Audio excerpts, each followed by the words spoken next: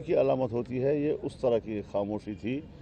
और फिर उसके बाद अब दूसरा मसला जो है गिलगित बल्तिस्तान का उठाया गया है, जहाँ पर कश्मीरियों को एतमाद में नहीं लिया जा रहा, जहाँ पर स्टेक होल्डर्स को एतमाद में नहीं लिया जा रहा। अगर जो कुछ उन्होंने किया है और जो कुछ यहाँ हम करें, उसूली तौर पर फिर ये बताएं कि 1949 की करारदादों और उस हवाले से पाकिस्तान के मौक़िफ़ का क्या बनेगा।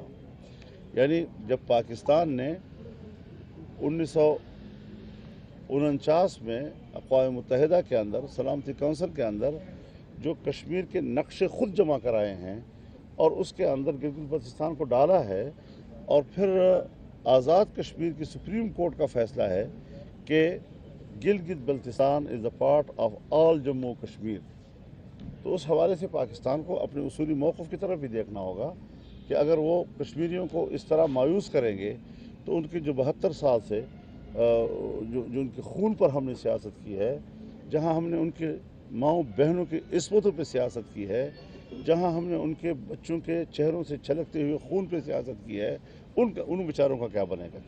तो वो किस तरह पाकिस्तान पर कोई कौम आज के बाद एतमाद करेगी। पाकिस्तान एक मुल्क है, पाकिस्तान के अंदर 22 करोड़ अवाम रहते हैं, उसका अपना एक मकाम है दुनिया में। दुनिया क्या सोचेगी हमारे बारे में कि पाकिस्तान के लिए हम कुर्बानियाँ दें और फिर बाद में उसका नतीजा ये निकले। तो मेरे ख्याल में हमें इस किस्म की हरकतों से बाज रहना चाहिए।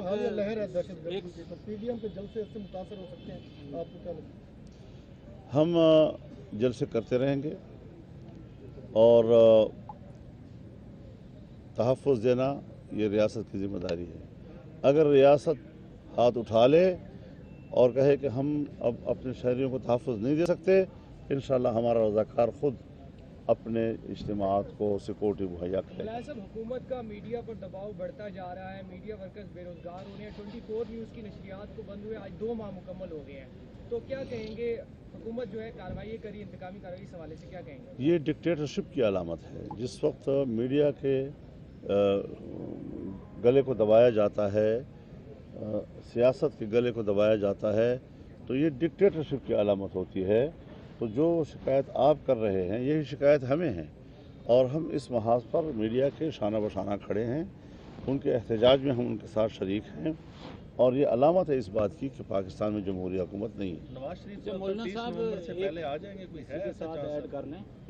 मुझे कोई ऐसा शेड्यूल का मेरे इल्म में नहीं हो सकता, लेकिन ऐसा कोई शेड्यूल नहीं है उनका। अच्छा सर, ये बताएं कि माजी में ये होता रहा, तहरीकें चलती रहीं, बिल आखिर उनका एंड होता था मुज़ाकरात पर, तो अभी तो स्टार्ट में जो गारंटर माजी में बनते थे वो तो हो गए हैं फारिग या वो मुतनाज़ा हो गए हैं, तो अब आप किसकी गारंटी लेंगे इन मुज़ाकरात की कामयाबी के लिए? हम न मुज़ाकरात करते हैं, न इनके साथ मुज़ाकरात के हम हक़ में हैं। अल्टीमेट आखिर सोल्यूशन इसका क्या होगा? सोल्यूशन यही है कि इलेक्शन कमीशन इस इंतखाब को मनसूख करे और नए इंतखाब का ऐलान करे। अच्छा, इन-हाउस तब्दीली के बारे में सर आपकी क्या? सी पैक का आप मौजूदा हुकूमत के होते हुए सी पैक का क्या फ्यूचर देख रहे हैं? सी पैक एक तो फ्यूचर क्या है, उसके फ्यूचर को तो तबाह कर दिया गया है, जिससे ख़ित्ते में हमारे सबसे बड़े दोस्त, गहरे दोस्त, मीठे दोस्त चाइना के एतमाद को धचका लगा है। और इसके अलावा तो बाकी तो हम ऑलरेडी फारिग हैं, अपने ख़ित्ते में तनहा हैं। और अब आज एक कानून साज़ी हो रही है कि जिसमें सी पैक के जो चेयरमैन हैं या उनका जो अमला है, उसको नेब और एहतसाबी इदारों के से मुस्तस्ना करार दिया जा रहा है। यानी मतलब ये है कि एक तो सी पैक को डबो दिया गया, डबोने के बाद अब उसमें करप्शन के रास्ते भी आज़ाद कर दिए जाएंगे, क्योंकि उनको एहतसाब के तमाम इदारों से मुस्तस्ना करार दिया जा रहा है।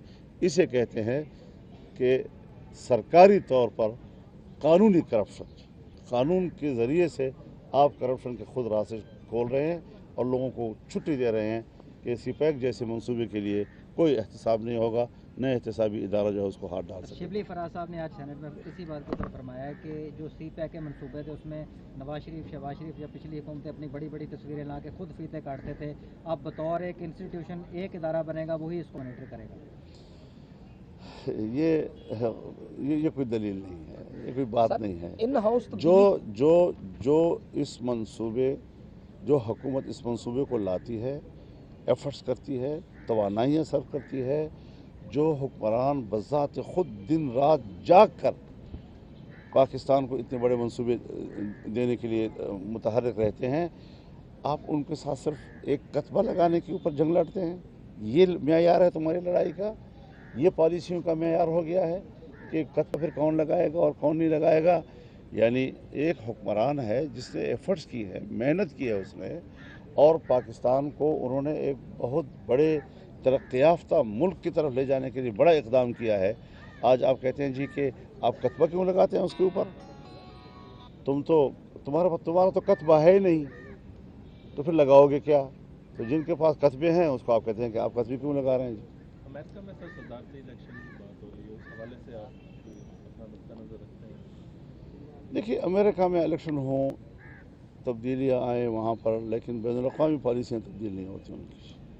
اچھا مولانا صاحب، امت مسلمہ کے خلاف، ہمارے خطے کے خلاف جو ان کی پالیسیاں ہیں وہ بدستور جاری رہیں گی، اور اس میں ہمیں ہر سطح پر یہ سوچنا چاہیے کہ ہم ان کے ساتھ تعلقات خراب کرنے کے قائل نہیں ہیں، لیکن ان کے دباؤ میں آ کر پالیسیاں بنانے کی بھی ہم. مولانا آپ نے ابھی فرانس کے حوالے سے فرمایا کہ وہ صدر بھی آ گیا ہے وہ ساقی میں، تو یہ فرما دیجیے گا کہ آپ چونکہ دینی رہنما بھی ہیں اور مسلم ممالک میں آپ کا کافی اثر رسوخ ہے، تو فرانس سے بائیکاٹ کے سلسلے میں آپ کچھ اقدامات کر رہے ہیں، دورے کر رہے ہیں مڈل ایسٹ کے؟ نہیں، میرا خیال میں مڈل ایسٹ ہم سے بہت آگے ہے اس حوالے سے، اور تمام عرب ممالک میں بہت بھرپور طور پر مارکیٹیں جو ہیں ان کے پروڈکٹ سے خالی ہو رہی ہیں، فرانس کے پروڈکٹ سے. تو وہ آلریڈی ہم سے بہت آگے ہیں. سب سے ٹاپ پر اس وقت یا اردگان جا رہا ہے یا چائچنا جا رہا ہے. تو بہت بھرپور طور پر وہ اپنا میسج دے رہے ہیں، اور میں سمجھتا ہوں یہ آواز صرف ایک حکمران کی نہیں یا ایک قوم کی نہیں، یہ امت مسلمہ کی آواز ہے. اچھا مولانا صاحب، نواز شریف کا جو بیانیہ ہے، کیا تمام پی ڈی ایم سے متفق ہے؟ بیانیہ کیا ہے اس کا؟ جو آج کل وہ باتیں کر رہے ہیں، جرنیلوں کے خلاف باتیں کر رہے ہیں. تو یہ جب عمران خان کیا کرتا تھا تو اس وقت کیوں نوٹس نہیں دیتے؟ یہ کوئی بات ہے یار؟ ہمیں گلہ ہے اپنے لوگوں سے، ہمیں گلہ ہے، ہمیں شکایت ہے. اب شکایت میں ہم نام نہ لیں، بس اتنا ہی تو پھر ٹھیک ہے، ہم نام نہیں لیں گے. شکایت دور سر آپ کی کیسے ہوگی؟ لیکن السلام علیکم ورحمۃ اللہ نہیں کہیں گے، السلام علیکم لکھ کے دابا کہیں گے. اچھا سر، پی ڈی ایم آپ نے جلسے جلوسوں میں دور کیسے ہوگی؟ جی، جن سے شکایت ہے دور کیسے ہوگی؟ کس طرح مطمئن ہو؟ میں تو یہ کہتا ہوں کہ ہمیں اداروں کا احترام ہے. ادارے ملک کے لیے ناگزیر ہوتے ہیں. فوج، اس کا جوان جو قربانیاں دے رہا ہے، جو سرحدات پہ کھڑا ہے، ہمارے لیے قابل قدر ہے.